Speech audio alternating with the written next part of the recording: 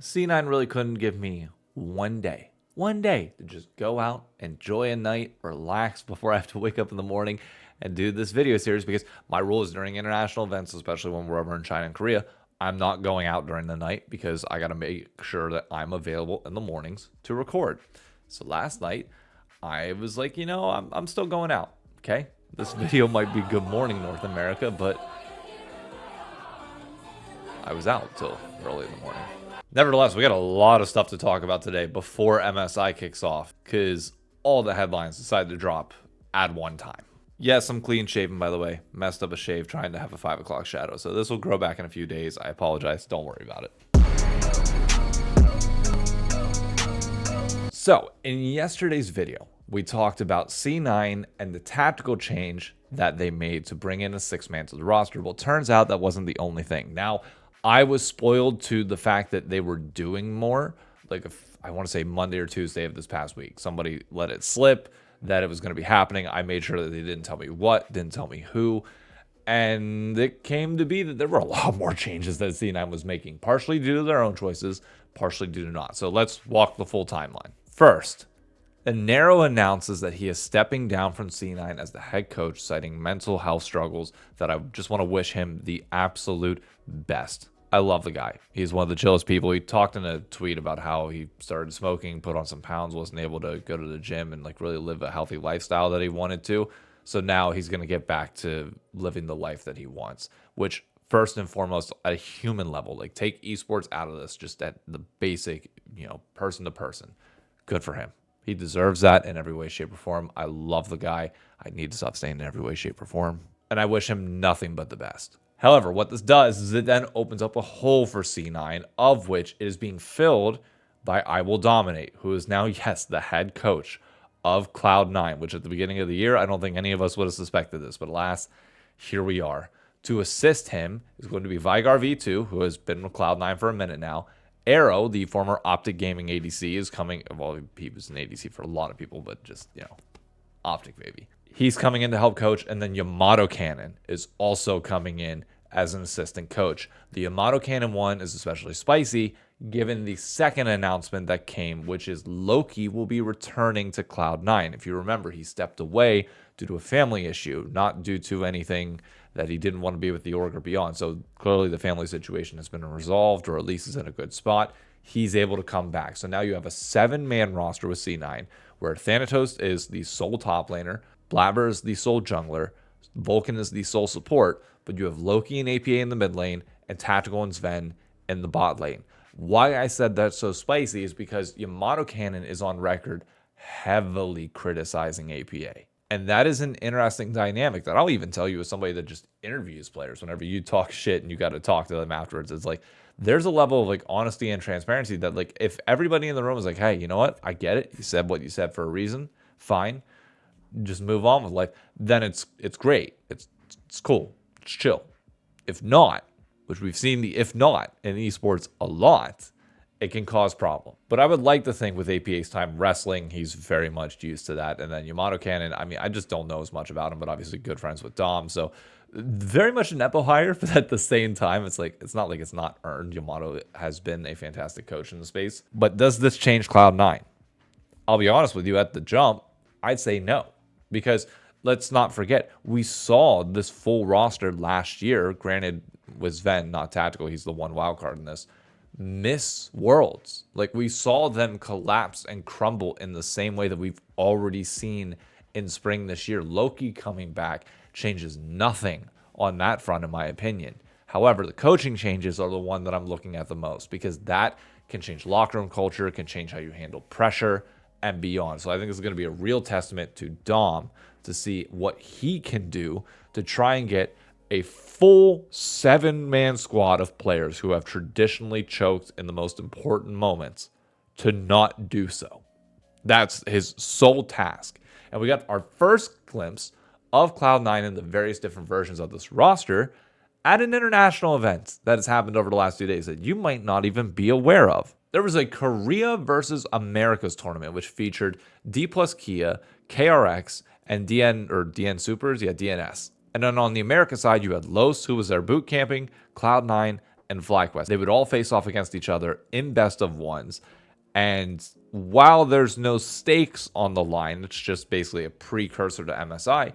With all the changes to Cloud9, it actually gave us a really interesting situation to watch. Now, I can promise you, very few of us probably saw the games. I haven't watched a minute of gameplay because, again, it's in Korea and it was on overnight. And the highlights are not readily available anywhere. Actually, let me check YouTube just to make sure I can cover my ass here. Yeah, Cloud9 has their Blueprint series as their latest video over on YouTube.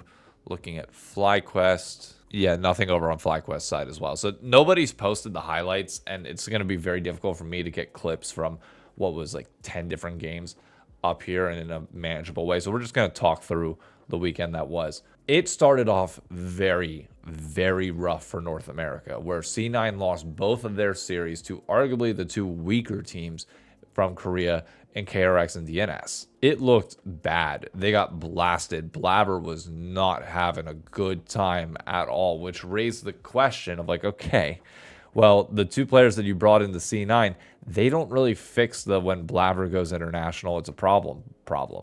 So I don't know what to tell you. And then you look over at FlyQuest, who, yes, did lose to D plus Kia, which D plus Kia was the best team at this tournament, to be very clear. But then they look fairly solid against the other two. So, like, for FlyQuest, it's the continuation, again, of them continuously getting better and better and better as time goes on. Griffin just proving everybody right in terms of our expectations of them. The shock was Los winning their first matchup of the day. So C9 was winless after day one. FlyQuest and Los both had wins. But you then go into day two, where I think the single most important matchup and the glimpse of what is to come came from C9 versus D plus Kia, where C9 finally gets a win over the team that they're least expected to do so. But notably, the first two games that they played and lost with were with the old school roster of Loki in the mid lane, Sven in ADC. The game that they've won was with APA in mid and Tactical in bot lane, where APA fell behind in lane, Tactical smurfed in lane, and they both kind of like offset each other. As Tactical started to fall, APA started to rise, and it worked out quite well. My worry for C9 was exactly that. Like, I get it's early on, they need time to adjust, but the problems and flaws that we saw with the old, like the 2025 version of this squad kind of resurfaced versus a completely different look whenever Tactical and APA were in this roster. So I think, like, this is my prediction for the end of the year.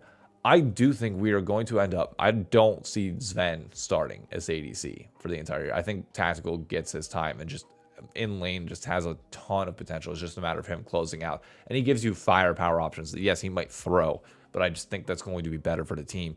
And then APA in mid lane as a facilitator to hopefully allow like the whole identity will kind of morph around like protecting Tactical and Thanatos, and they can filter resources around.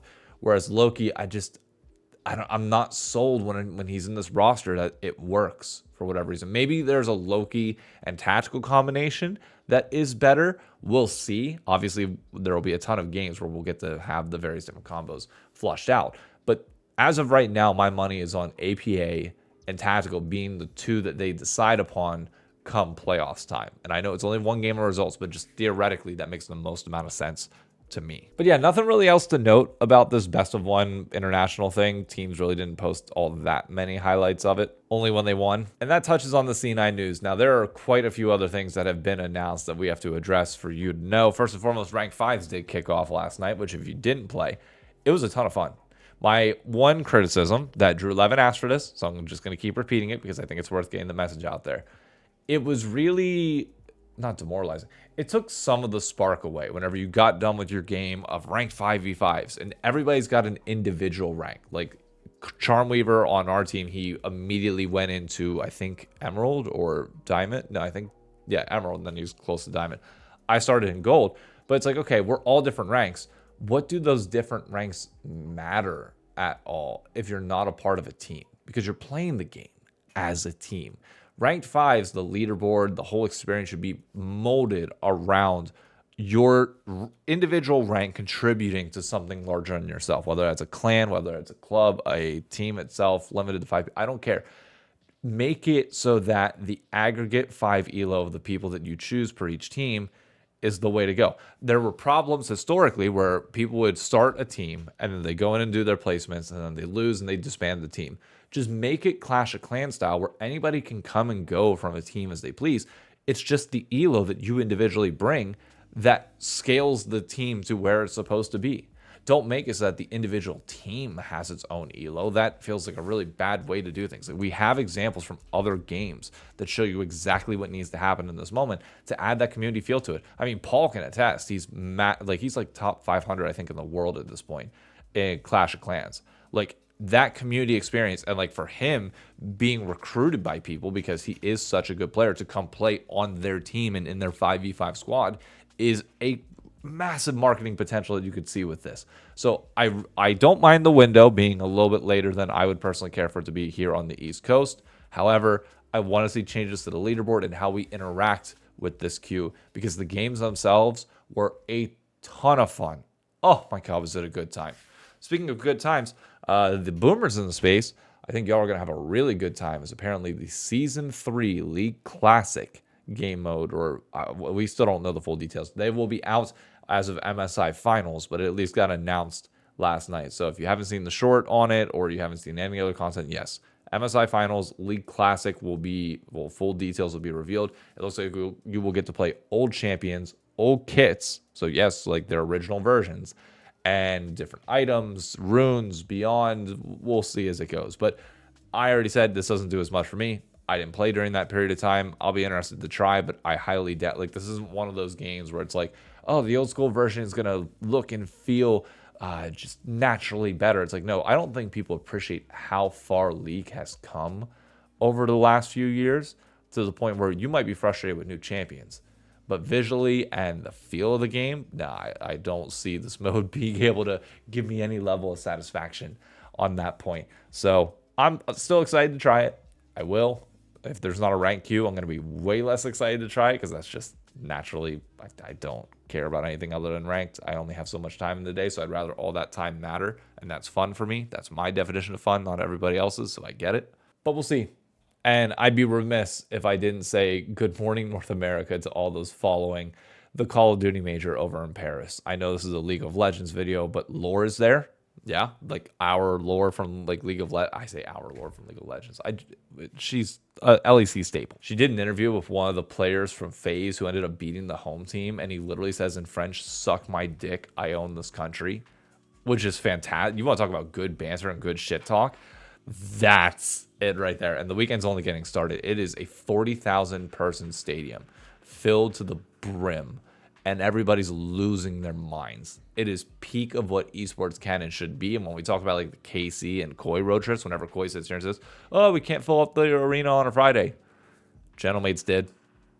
They did. Like, I don't want to hear excuses. They did it. So whenever you're talking about like these regional fandoms being pit up against each other, I understand North America, we couldn't replicate this if we tried. Maybe Optic could. They're one of the few. But like overseas, nah, this is a slap in the face to Koi. Like a massive, massive slap in the face, because if Gentlemates can do this and we know that KC can fill out 10,000 on a Friday with ease, maybe we just admit that the French are built different. That's all I'm saying. Anyways, MSI kicks off later tonight at 11 p.m. Eastern Standard Time. Be sure to tune in TL versus T1 to kick everything off. I'll be back tomorrow to talk about the series, highlights, and beyond. I hope you're all ready. This is a pretty big international event, and I really do hope that North America can continue our trend of looking better and better and better. But it all starts off with one of the most impossible matchups that we're going to have all weekend. So it's going to be it for me. I'll see you around. Thank you. Bye-bye.